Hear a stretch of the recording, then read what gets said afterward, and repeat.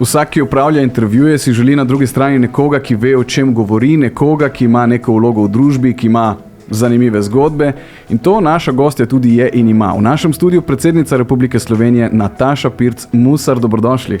Hvala lepa. 2 leti ste na funkciji, pa nas zanima, ali je upravljanje vaše funkcije takšno, kot ste si predstavljali pred izvolitvijo, ali je drugačno? Se mi zdi, da sem precej bolj idealistično in morda na momente tudi naivno gledala na to funkcijo. Bistveno težje je, kot sem si predstavljala, ampak lahko vam zatrdim, da mi ni nič težko, sem včasih utrujena kot pes, bi rekla na Gorenjskem. Ampak neskončno rada sem med ljudmi, veliko sem med gospodarstveniki, po vseh koncih Slovenije grem in poskušam tudi v mednarodnem okolju zastopati te, bom rekla, zelene barve Slovenije. Če za trenutek skočimo čez lužo v luči ravno kar minulih ameriških volitev, kako bi komentirali Trumpovo zmago oziroma komplet dogajanje z volitvami? V bistvu sem jih kar pozorno spremljala, zanimiva predsedniška tekma, predvsem zaradi dejstva, da je morda demokratski kandidat Biden malce prepozno izstopil iz dirke. Donald Trump je zmagal tudi na popular vote, torej ne samo z elektorskimi glasovi, ampak je kar nekaj milijonov glasov več dobil od Kamale Harris, je zmagovalec teh volitev.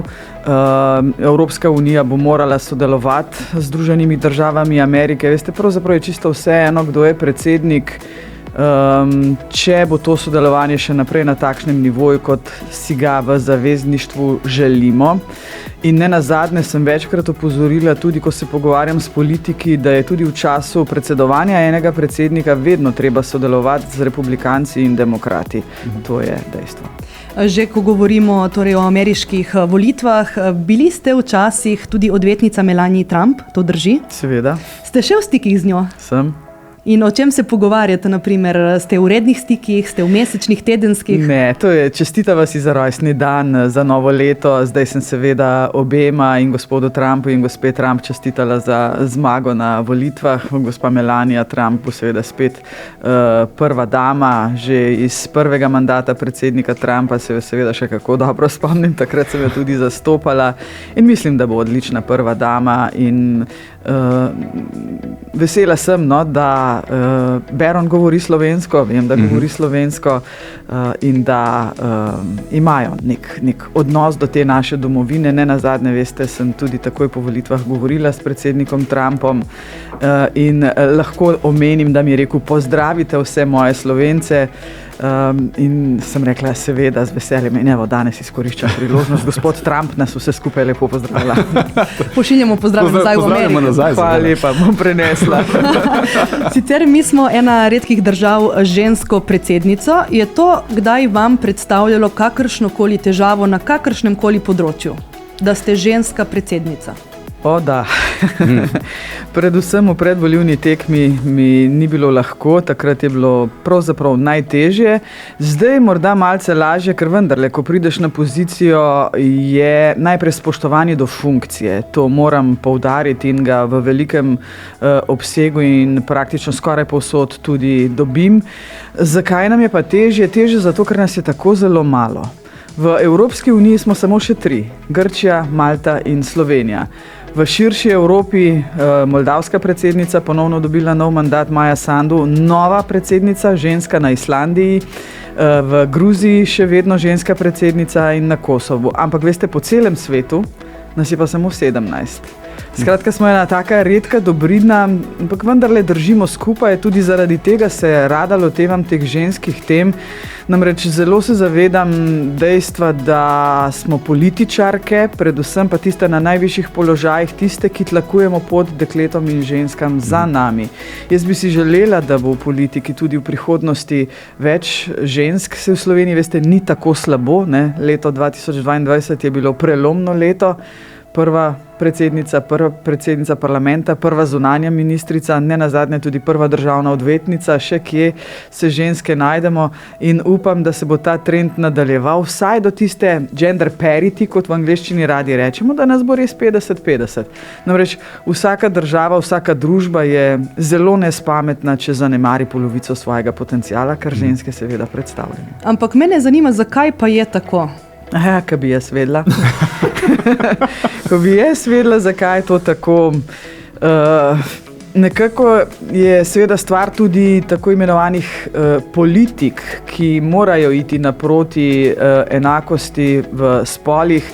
Veste, pred kratkim je Evropska unija sprejela eno uredbo, ki določa, da morajo biti v družbah, ki kotirajo na borzi, obvezno v upravah ženske, tretjina žensk. V ozadju je analitika, so ocene. Veste, ekonomisti so izračunali, da v družbah, kjer so ženske, vsaj malo zastopane, da so dobički večji. Nekako drugače razmišljamo, sinergije so tu.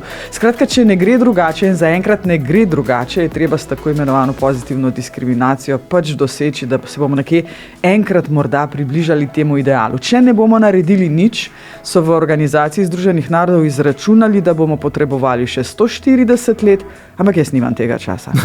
Mislim, da nihče od nas nima tega časa. Še eno vprašanje oziroma podvprašanje. Imate kakšen konkreten primer iz vašega mandata dosedanjega, ko vam je bilo res težko kot predsednici? Da bi rekli en konkreten primer. Kot ženski? Kot ženski predsednici, ja. Ne, morda kdaj včasih začutiš kakšno podcenjevanje v pogovoru, ampak veste, jaz nisem tak karakter, da bi se pustila, ne, jaz se postavim ne zase, zaradi funkcije. Tako da nimam slabih izkušenj, morda v medijih, ne pa v pogovorih s politiki. Spomnite se samo razprave o dnevih slovenskih diplomatov, ko smo prvi dan spregovorile zunanja ministrica, predsednica parlamenta in jaz kot predsednica z zelo vsebinskimi govori.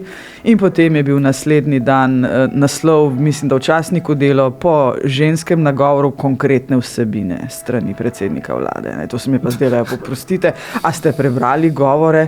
Vsebinski so bili vsi, tam se včasih malce začuti, potem se nas v karikaturah nariše zgoraj brez. Vedno je treba biti pozoren na to in se mi zdi prav, da se takrat tudi oglasimo in povemo, da to preprosto ni prav. Po bistvu, kar se tiče tudi enakosti spolov, pove ChatGPT o vas in o vaših dosežkih. Kaj pa je rekel? ChatGPT. Ona, včasih tudi zelo. To se ne ve. To je čisto tako. Da je naša predsednica namreč se močno zavzema za človekove pravice, enako spolov in okoljsko trajnost. To je prva.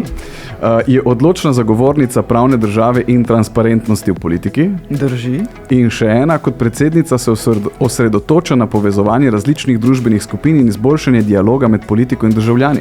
Ja, to pa zdaj res zadnji 2 leti počnem. No, tu se ChatGPT ni zmotil, ampak se morate vedeti, ChatGPT pregleda članke in spletno stran predsednice Republike Slovenije.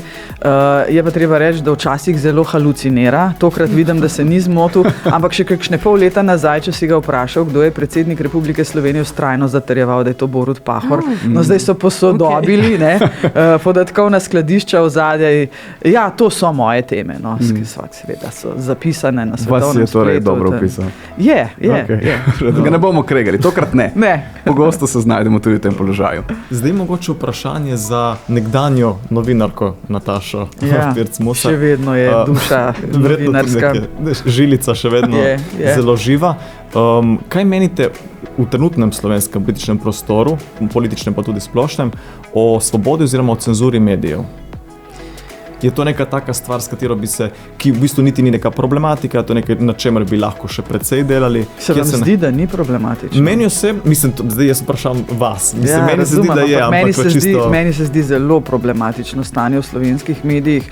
Jaz sem bila sama novinarka od leta 1989 do 2001. In tudi takrat ni bilo vse lepo zbrušeno kot diamant, ampak mi danes predvsem zaradi težav v poslovnih modelih medijev izgubljamo tisto žlahtnost novinarskega peresa. Medijski svet se izgublja v klikih, žal tudi institucionalizirani mediji padajo na te finte. Tisto, kar pa mene najbolj boli, je pa tudi odnos politike do medijev. Namreč imam občutek, da si vsaka politična stranka želi podrediti nek medij, da bi ga imela na svoji strani, in tudi v medijih danes zelo znamo povedati, kateri mediji so vaši, naši, njihovi. In to preprosto ni prav. Jaz bi si želela, da v novinarstvu še vedno govorimo, veste, ne toliko o neodvisnosti, morda to ni pravi termin, ali pa uravnoteženosti, to sploh sovražim.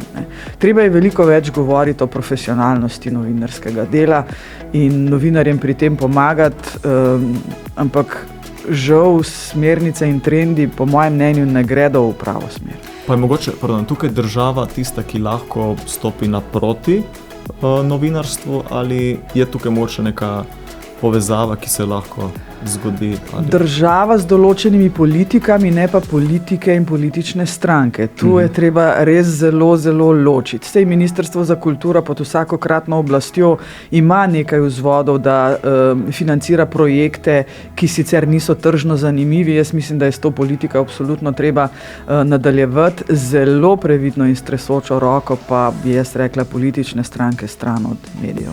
Ampak vi vašo novinarsko žilico še vedno mogoče malce hranite z vašim podcastom. Ja. Koga bi si želeli gostovati oziroma da imate na gostovanju v vašem podcastu? Edvarda Snowdena.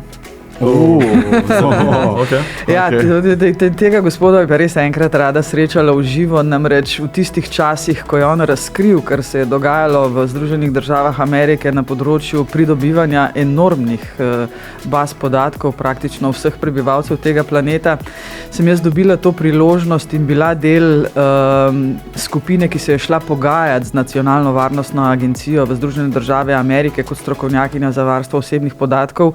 Vivian Redding kot komisarka je takrat naredila to skupino in seveda so bili, razkritja Edwarda Snowdena so bila pogoj in vzrok za to, da smo se pravzaprav sploh srečevali.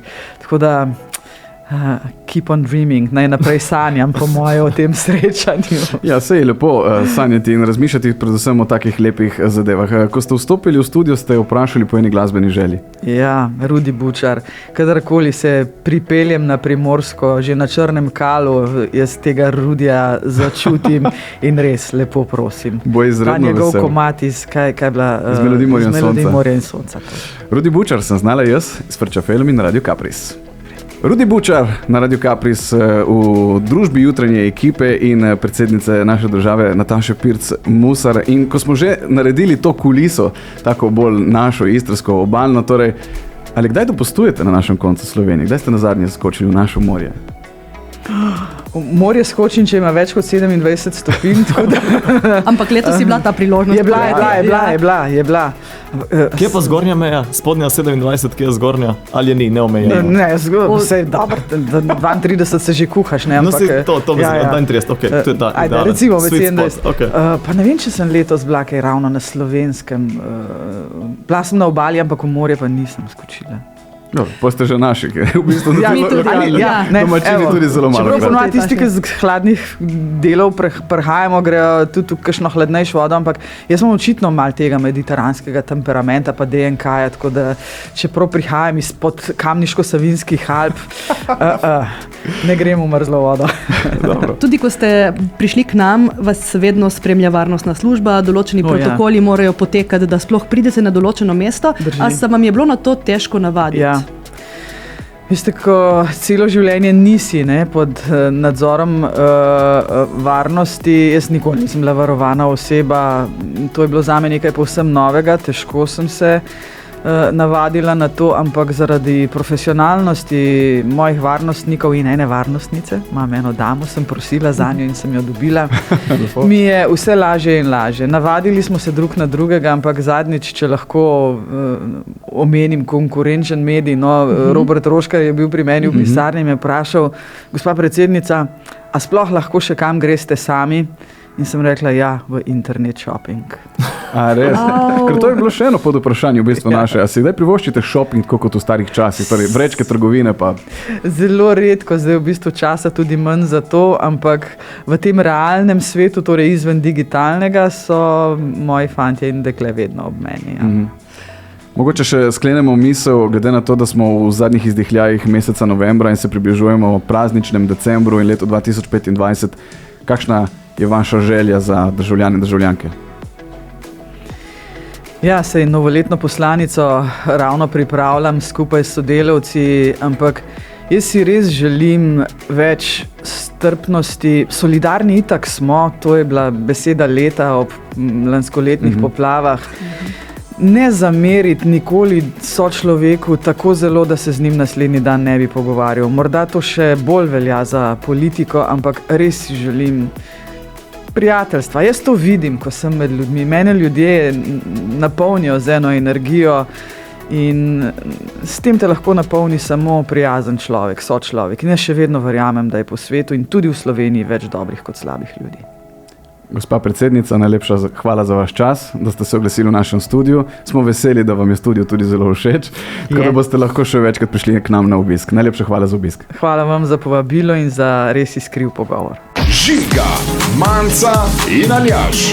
Radio Capriz. Dobro jutro, Radio Capriz.